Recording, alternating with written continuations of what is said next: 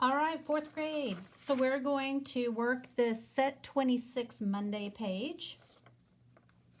And I have gone ahead and put all of the IXL skill codes that are available into the worksheet so that they're already there. So just know that if you need more help with one of these skills, other than watching this video and you want to practice them some more, you can go to IXL and enter one of those skill codes and you can practice it some more. Okay, so let's go ahead and let's look at number 1.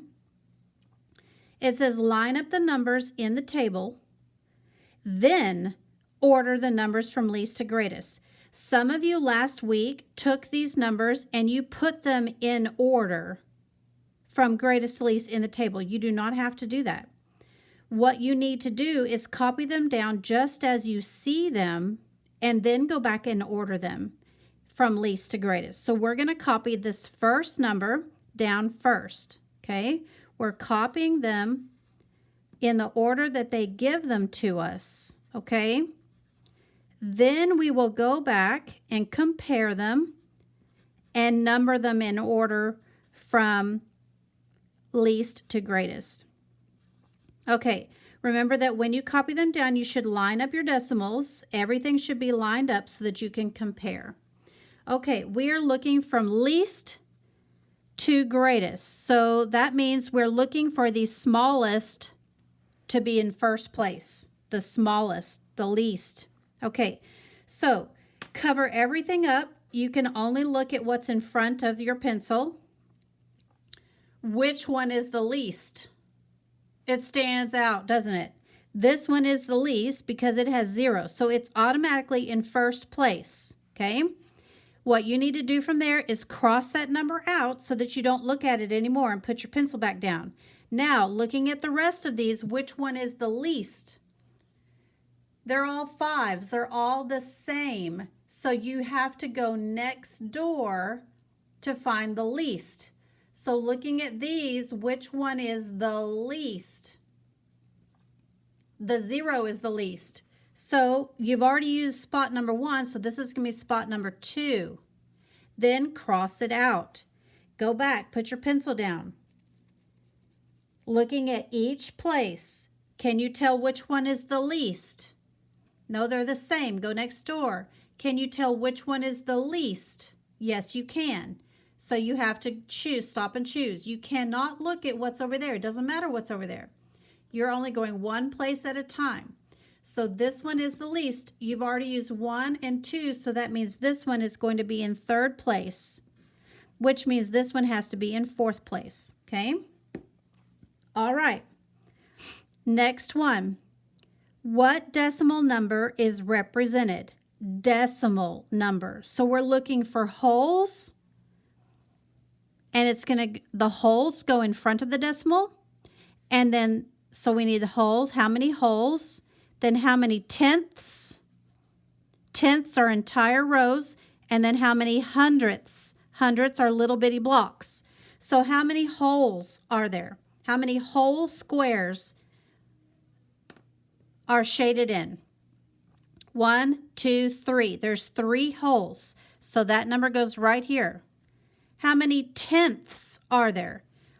These you've already counted, so you can't look at them again. We're only looking at what's left. Do you have any whole rows shaded in? If you don't have any whole rows, what needs to go here? Okay, then you look at hundredths. Hundredths are the little bitty squares. How many hundredths are shaded in? Put that number here. So you should have filled in all 3 places on your own. Okay, moving on to number 3. Shade the models and write an equation to show how you can decompose the fraction 15/6. We're doing this one together, so don't panic. You've got fancy words like equation and decompose. We're going to do this together.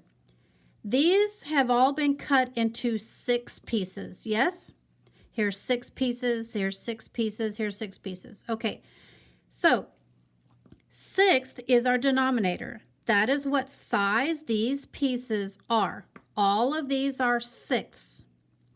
you need to shade in 15 of them. So starting right here, you're going to shade in 15. 1, 2, 3, 4, 5, 6. I've only shaded in 6, so I need to go to this next hole and shade in some more. Here's 6, 7, 8, 9, 10, 11, 12. I still haven't gotten to my 15 parts that I need. I've shaded in 12. I need to go over here and shade some more. Here's 13, 14, and 15. Now I've shaded in all 15 6. We're going to create a math problem. That's the equation. We're going to take the 15 6 and we're going to break them apart. That's the decompose. How many 6 are right here? There are 6 6 in this box. How many are right here? There are 6 6 right here. How many are in this one? This one only has 3 6. If we add them all together, that equals the 15 6. This is our equation, and we decomposed, which means we took the 15 pieces and we broke them apart. We put 6 right here, we put 6 right there, and we put 3 right there. We broke the 15 pieces apart. We made an equation to show how we could make 15 6. To make 15 6, you could add 6 of them plus 6 more plus 3 more, and you would get 15 6. Now, the last thing we need to do is write this number, this improper fraction, as a mixed number. A mixed number has wholes and parts, okay? Wholes and parts. How many wholes were you able to shade in? How many whole? If each one of these was a candy bar, how many whole candy bars could you fill in? Do you got it? Okay, so these are whole candy bars. This one has been shaded in and that one's been shaded in. That's 2 whole candy bars. Now I need to look at the parts that are left over. Wholes and parts. How many parts were left over? 3 out of how many? You need to write it as a fraction. How many parts are left over? So it's a whole number with a fraction. That is what a mixed number is, a whole number with a fraction. So you're going to finish filling in this fraction on your own, okay? Moving on to this problem. This one is a doozy. So we're going to do the perimeter part first. Perimeter means to add all of the sides together. Some of these sides have not been marked, so we have to figure out what they are. So we're going to be adding, let's start right here. We're going to be adding 3 plus 7 plus 5 plus this side, which we don't know yet, plus this side, which we don't know yet, plus the bottom, which is 14. When we add all of that up, this is our perimeter. So let's go and let's figure out what these 2 missing sides are. If you'll look at this side right here, it is the same length as this side plus this side right here. Okay, this, which is 7, plus this, which is the same amount as that. Together, they make 14. So 7 plus how many gets you to 14? 7 plus how many?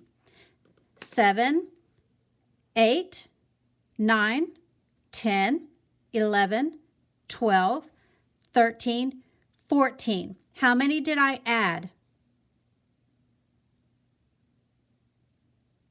7. So this part right here is 7, so that means this part is the same. It's 7. 7 and 7. Got it? Okay, now I'm going to erase that. Okay, now we need to do this side. If you'll notice, this side and this side together equal this side. How much is this part? This part would be the same as this part right here. So this part is 3. If this part is 3 and this part is 5, how much are they together? 3 plus 5 more. That's 8. So this side is 8. So now we've got our 2 missing sides. This one was 7 and this one was 8. Now you need to add all of your sides together to find the perimeter. Okay, I'm going to erase this for a second because now we need to do our area. Area is length times width, okay? But we've got 2 different shapes here. We have this shape and this shape, and we're finding the area, which is the inside, okay? So what is the length of this shape? The length is the long side. That's 7. So this is 7 times the width. How far is this side? Now this side, 8 feet, is for the whole thing, so don't use this number. Use this side. We're measuring this shape. 7 and 5. So what is 7 times 5? Got it? 7 times 5 is 35. So this area is 35 square feet. Now we need to find the area for this part because we can't just find the area for one part. We have to find the area for both. So now we need a new formula, length times width. What is the long side of this one? The length is 14 times the width, which is 3. 14 times 3. You need to figure out how much is 14 times 3. So you're going to figure out that part right there, 14 times 3. You're going to put it right here. Then you need to add those 2 together to find your area. 35 plus how much is the area of the whole shape. So you're going to finish this part on your own. All right, let's look at this next problem. Where Clyde made 48 cups of lemonade. How many gallons of lemonade did he make? So we pull out our chart that shows us gallons and cups. Okay, gallons and cups. Where is gallons and cups? Gallons, cups. Okay, here's gallons. Gallons turns into quarts, and quarts turn into pints, and pints turn into cups. So we need to put all of these together. So if there's 4 quarts in a gallon, okay, we use this kind of like a fraction bar is how people have done this before, okay? So this is a gallon. Then we split that gallon into 4 quarts. Those are your quarts. Then we split the quarts. Okay, 1 quart is equal to 2 pints. So each quart you split into 2 pints. Okay, then it says 1 pint is equal to 2 cups. So that means each one of these gets split in half. Each one of these pints gets split into 2 cups. Okay, how many cups are in 1 gallon? Let's count it. Ready? There's 1, 2, 3, 4, 5, 6, 7, 8, 9, 10, 11, 12, 13, 14, 15, 16. There are 16 cups. Look at there, 16 cups into 1 gallon. Now, we are starting out with 48 cups. And we need to change them. Cups are smaller. And we need to change them to gallon. And there's 16 cups in 1. So if we're going from small to big, we're going to be dividing by the 16 cups. So you're doing 48 divided by 16. Okay? 48 divided by 16.